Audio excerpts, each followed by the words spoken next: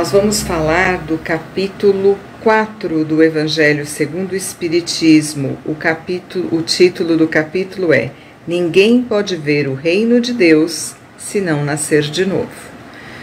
E nós vamos falar do item 25, a necessidade da encarnação. E aí a gente vai ler a primeira pergunta do item 25, para que a gente consiga ir conversando de uma maneira mais didática. A encarnação é uma punição? E somente espíritos culpados é que lhe estão sujeitos? Muitas vezes nós temos essa dúvida, né?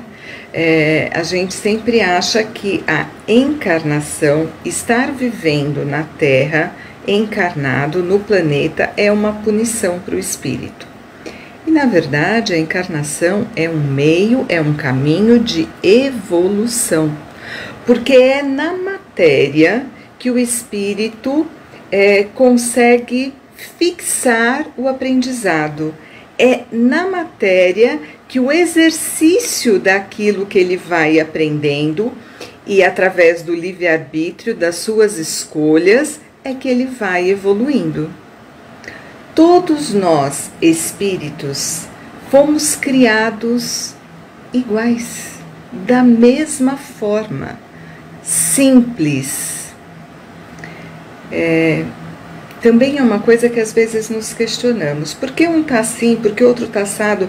Por que para uns a vida parece ser maravilhosa, tudo dá certo, e para outros tudo dá errado? Por que eu tenho tanta dificuldade e o outro que mora no meu lar, na minha casa, para ele tudo é mais fácil? Nós temos muitos questionamentos a respeito da nossa encarnação, da nossa vida. Por que é assim, por que é assado?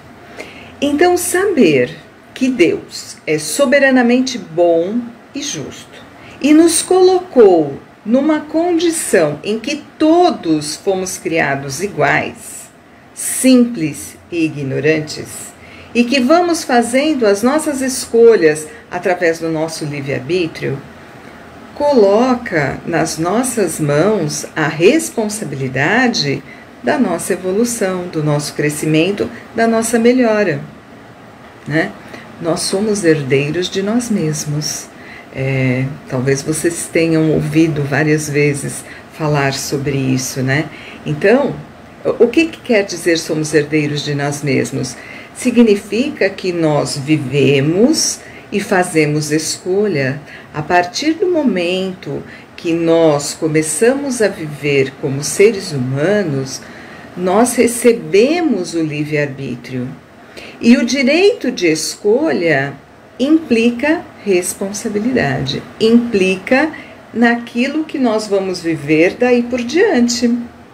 Então, algumas pessoas fizeram melhores escolhas no seu caminho evolutivo, prevaleceu para elas o bem, menos egoísmo, menos orgulho, menos vaidade, mais fraternidade, mais amor, mais benevolência. Na hora da escolha, são espíritos, são pessoas que fizeram essa escolha. E ao longo da sua jornada de reencarnações, ele foi tendo crescimento. E todos nós temos essa possibilidade. Todos nós podemos fazer melhores escolhas. Aquilo que nós estamos vivendo hoje não dá para mudar, porque é resultado do que nós fizemos ontem. Mas o que nós vamos colher amanhã, nós estamos plantando hoje. O que quer dizer isso? Se hoje eu tenho mais respeito pelas pessoas, mais fraternidade, sou menos egoísta, a benevolência é a minha escolha. O que eu vou colher amanhã são frutos dessas condutas.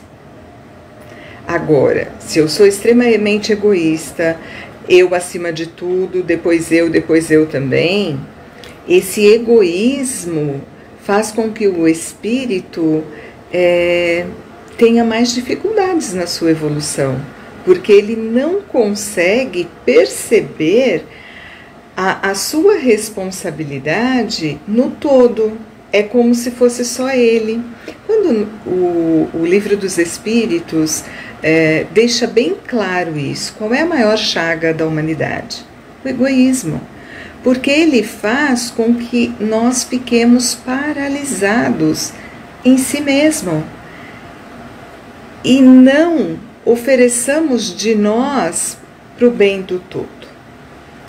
Nós estamos vivendo um momento difícil, né? Com guerra acontecendo, num momento em que nós não esperaríamos mais isso de uma humanidade mais evoluída. E não adianta a gente achar que isso é um problema só do líder, só do governante, só que está longe de nós. Ao contrário, nós precisamos nos mobilizar, não é para fazer uma passeata, nos mobilizar para espalharmos a pacificação, o bem, transmitirmos vibrações de amor. Mas nós estamos longe. Isso não vai chegar lá, não tem como isso mudar. Quando nós nos reunimos em nome deste evangelho de amor e de redenção e que nós vibramos este amor, nós sim podemos estar oferecendo para o povo que está sofrendo e para os governantes se sensibilizarem. Então faz parte da nossa responsabilidade em relação ao todo. Porque às vezes nós achamos que nós vivemos no nosso mundinho, nossa família, nosso trabalho, o nosso país, e nosso país não tem guerra, e aí a gente às vezes não se sente responsável de alguma forma colaborar para a pacificação aonde há dor, aonde há sofrimento. E sim, nós podemos colaborar. A nossa encarnação é para a nossa evolução, é para o nosso crescimento, mas se sentir parte do todo faz com que cada uma das nossas escolhas, cada uma das nossas condutas vibre essa energia que nós estamos sentindo, que pode ser de amor ou pode ser de raiva. Então, toda vez que eu me fico encolerizado, que eu fico com raiva, que eu fico com ódio porque aconteceu isso, porque aconteceu aquilo, eu estou colaborando com essa energia de raiva. Mas toda vez que eu vibrar amor e benevolência, eu também estou oferecendo essa energia de amor, de pacificação, de benevolência. Então, nós colaboramos com o todo. Ainda voltando a um exemplo do nosso Evangelho, do capítulo 26, onde ele explica esta questão de necessidade da encarnação. O Evangelho fala, nós vamos utilizar um exemplo, uma comparação vulgar. Esse é o termo que está no Evangelho. O que quer dizer isso? É que esse é um exemplo mais material, mais prático para a gente entender. Quando um aluno repete uma série um ano, ele se sente penalizado. Mas por que ele repetiu o ano?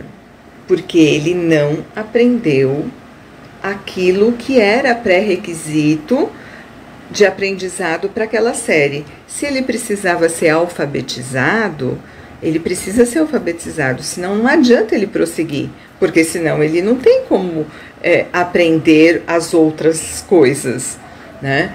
Então, a mesma coisa para nós. Essa é a comparação que ele faz. Então, o aluno está sendo penalizado? Não, ele não está sendo penalizado. Ele está repetindo uma série para aprender as coisas. Nós revivemos reencarnações porque às vezes não aprendemos os pré-requisitos daquele momento da nossa vida, né? Então, se a gente não aprendeu ainda a respeitar o outro, às vezes precisamos repetir aquela encarnação. Reencarnamos com novas possibilidades de vivermos com pessoas aonde nós vamos exercitar esse aprendizado de amor, de benevolência, de crescimento. Então, a encarnação tem a finalidade da evolução, do crescimento do espírito, da melhora. E ainda no capítulo 26, no final dele, é colocada uma pergunta. Os espíritos não poderiam encarnar-se uma só vez no mesmo globo e passar suas diversas encarnações em diferentes esferas? Esta opinião seria admissível se todos os homens estivessem na Terra exatamente no mesmo nível intelectual e moral. E não é assim. Por quê? Porque as diferenças é que colaboram no crescimento. Porque existem pessoas tão difíceis e fora dos padrões de uma família que nascem naquela família. Uma família que os princípios de honestidade são fortes, arraigados, a família inteira pensa assim, e tem uma pessoa que não tem isso dentro dela, não é honesta e tem uma dificuldade de trabalhar a honestidade. Por que isso acontece? Esse espírito reencarnou numa família que ia impulsionar esse espírito a crescer, a melhorar, a edificar este valor dentro dele. Então, nada é por acaso. A encarnação, ela tem um objetivo útil, e não é útil só para nós mesmos, mas para o nosso entorno também. E aí ele encerra o capítulo dizendo, apoiando numa lei natural os princípios de solidariedade, fraternidade e igualdade. E nós nos lembramos que quando surgiu a doutrina espírita, nós tínhamos um movimento na França que já preparava a sociedade, dizendo liberté, igualité e fraternité. E nós, assim, já aprendemos isso de Jesus. E a doutrina espírita veio para reforçar o nosso objetivo, viver a igualdade, a fraternidade e a solidariedade. Para o bem, solidariedade vive o bem do todo, né? Cada um fazendo a sua partezinha para colaborar com o todo. Então, que nós possamos refletir sobre isso. Esse tema é a própria doutrina espírita, encarnação e reencarnação, os objetivos dela, o que nós precisamos fazer para impulsionarmos a nossa evolução e colaborarmos com a evolução do nosso próprio, do nosso próximo e do nosso planeta. Que a paz de Jesus esteja com todos nós. Assim seja.